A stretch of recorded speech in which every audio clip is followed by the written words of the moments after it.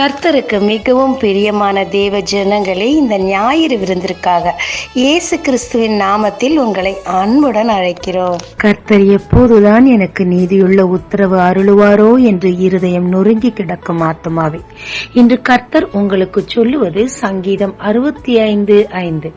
நீர் பயங்கரமான காரியங்களை செய்கிறதினால் எங்களுக்கு நீதியுள்ள உத்தரவு அருளுகிறீர். 2 நாளாகமம் 21 யோசபாத்துக்கு விரோதமாக அம்மோன் புத்திரர், மோவா புத்திரர்லாம் படை திரண்டு வர்றாங்க. யோசபாத் ரொம்ப பயந்து போயிட்டார். என்ன பண்ணனே தெரியல. மற்ற ராஜாக்களை அவர் உதவிக்கு அழைக்கல. அதை விட்டுட்டு கர்த்தர்ட்ட முறையிடுறார். என்னன்னு சொல்றாரு 11ஆம் வசனத்துல, நன்மைக்கு தீமை செய்யறாங்க ஆண்டவரே, நீங்க எனக்கு கொடுத்த சுதந்திரத்துல இருந்து என்ன துரத்தி விட பாக்குறாங்க அப்படின்னு சொல்றாரு. 12ஆம் வசனத்துல சொல்றாரு, எனக்கு என்ன பண்ணனே தெரியல, இந்த ஏராளமான கூட்டத்துக்கு முன்னாடி எனக்கு நிக்கிறதுக்கு பலனே இல்லைன்னு சொல்லி முறையிடுறார். ஒட்டனடியா கர்த்தர் அதை தான் கையில எடுக்கிறார். யோசபாத் கர்த்தர் கரத்துல ஒப்பு கொடுத்தனால கர்த்தர் சொல்றாரு, பயப்படாதப்பா, நீ கொஞ்சம் அமைதியாரு, யுத்தத்தை நான் பாத்துக்கிறேன் அப்படின்னு சொல்றாரு. அப்ப யோசபாத் அமைதியாருன்னா அப்படியே உட்கார்ந்துக்கலாம். அப்படி செய்யல, அவரோட பங்குக்கு துதி வீரர்களை அப்பாயிண்ட் பண்றாருங்க. இங்க இவங்க துதிக்க துதிக்க கர்த்தரோட கிரியை இன்னும் வேகமாய் பூஸ்டப் ஆகி எதிரிகள் மொத்த பேரையும் அழிச்சிடுறாருங்க. ஒரு சூப்பர் நேச்சுரல் விதமா கர்த்தர் பல இடங்கள்ல யுத்தம் பண்ணிருக்கிறாரு. பல மாதிரிகளை அவர் பயன்படுத்துவார். இந்த இடத்துல ஒருவருக்கு ஒருவர் விரோதமாய் எழுப்பி மொத்த பேரும் அழிச்சிட்டு இவங்களுக்கு அவங்களோட பொருட்கள் எல்லாம் கொள்ளை பொருளா கொடுத்து பண்டிகை ஆசரிக்க வைக்கிறார். இதுல முக்கியமான வசனம் என்ன தெரியுமாங்க? வசனம் 30 சுற்றுப்புறத்தாரால் யுத்தம் இல்லாதபடிக்கு அவங்கள இளைப்பாற பண்ணினார். எப்படி நீதி செய்தார்? பயங்கரமான காரியங்களை செய்து சத்துருக்களை அழித்து இவர்களுக்கு இளைப்பாறுதலை கட்டளையிட்டாருங்க. 2வதாக ஷார்ட்ஸ்ல சொன்ன மாதிரி 430 ஆண்டுகள் இஸ்ரவேல் ஜனங்க மிகவும் கொடுமைப்படுத்தப்பட்டு அடிமைகளாய் பார்வோனுக்கு இருந்தாங்க. என்ன ரீசன்? ஒரே ஒரு காரணம் தான், அவங்க நாட்டுல வேலை செய்ய ஆள் வேணும். சாப்பாடு போட்டாலும் கூலி கொடுத்தாலும் கொடுக்கலனாலும் அவங்க வேலை செஞ்சுக்கிட்டே இருப்பாங்க. அவங்கள அடிச்சு கொடுமைப்படுத்தி வேலை வாங்கிடுவாங்க. இதை விட விடுதலைக்காக அவங்க போய் நின்ற போது அவங்க வேலையை 2 மடங்கு பெருக்கு சாக்குனாங்க. எப்படின்னா, எரிபொருளும் அவங்களே கொடுக்கணும், ப்ராடக்ட் கரெக்டான எண்ணிக்கையில அவங்க சப்மிட் பண்ணணும். இல்லைன்னு சொன்னா இன்னும் அதிகமா கொடுமைப்படுத்தப்படுவாங்க. அதை விட இங்கிருந்து ஒரு ரட்சகன் பிறந்துருவான்ற பயத்துல அங்க இருக்கிற ஆண் குழந்தைகள் எல்லாவற்றையும் நதியில தூக்கி போடுறாங்க. கேட்பார் கிடையாது. பச்சை குழந்தைங்களை ஏன் ராஜாவை கொல்றீங்கன்னு கேட்பார் கிடையாது. இவங்க கொடுமை தாங்க முடியாத ஒரு கட்டத்துல தேவனை நோக்கி கதறாங்க, முறையிடுறாங்க. தேவன் ரட்சகனை அனுப்புறார், மோசேவை அனுப்புறார். மோசே மூலம் 10 விதமான வாதைகள், பயங்கரமான காரியங்கள், உலக தோற்றம் முதல் இன்று வரைக்கும் கேள்விப்படாத விஷயங்கள் எல்லாவற்றையும் கர்த்தர் செய்து அந்த ஜனங்களை பொன்னோடும் பொருளோடும் அங்கிருந்து புறப்பட பண்ணினது மட்டுமல்லாமல் எந்த தண்ணியில அவர்களோட சந்ததியை அவன் அழித்தானோ, துடிக்க துடிக்க அந்த குழந்தைகளை கொன்றானோ, அந்த தாயின் கதறல்கள் எல்லாமே அவனுக்கு சங்கீதங்களா இருந்துச்சு. அப்படிப்பட்ட கொடுமைக்காரன் கடைசியில அவனும் சிவந்த சமுத்திரத்துல அவன் சேனையும் மொத்தமா போட்ட ஆண்டவர் முழுக்கி அழித்து போட்டார். நீதியுள்ள தேவன், நீதியுள்ள நியாயாதிபதி நீதியுள்ள உத்தரவு கொடுத்து பார்வோனையும் சேனையும் அழைத்து தன்னுடைய ஜனங்களை பூரணமாய் விடுவித்தார். 3வதாக தானியேல், ஷத்ரக், மெஷக், அபேத்நகோ.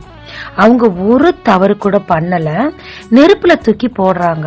அப்ப அவங்க சொல்றாங்க, எங்க தேவன் எங்களை விடுவிக்காட்டியும் பரவாயில்ல, நாங்க எங்க தேவனை மறுதளிக்கிறது இல்லைன்னு சொல்லி தேவன் மேல அவங்க நம்பிக்கையை இன்க்ரீஸ் பண்ணிக்கிட்டே இருந்தாங்க.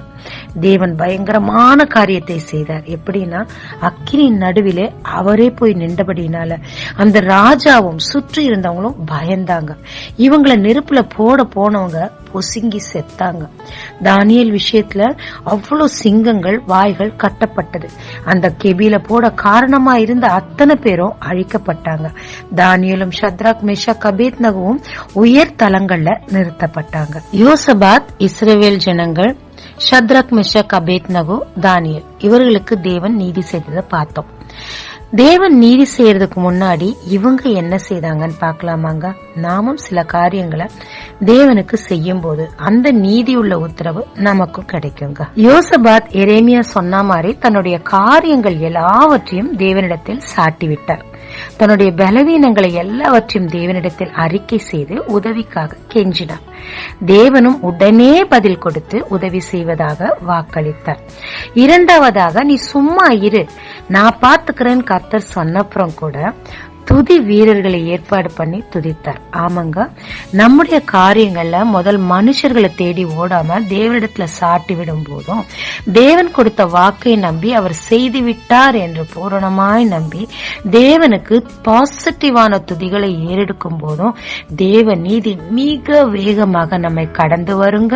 அவர் நமக்கு நீதியுள்ள உத்தரவு கொடுக்க அது மிகவும் உதவியா இருக்குங்க. இரண்டாவதாக, இஸ்ரவேல் ஜனங்க அவங்க கொடுமை தாங்க முடியாம இதுக்கு மேல வேற வழியே இல்லைன்னு சொல்லி தேவனை நோக்கி கதறினாங்க. அந்த சத்தம் அவர் சன்னதியில் போய் ஏறின போது ரட்சகனை அனுப்பி பயங்கரமான காரியங்களை செய்தார். ஆமாங்க, நம்ம மனிதர்கள்ட்ட முறையிடுறதுனால ஒரு பிரயோஜனமும் கிடையாதுங்க.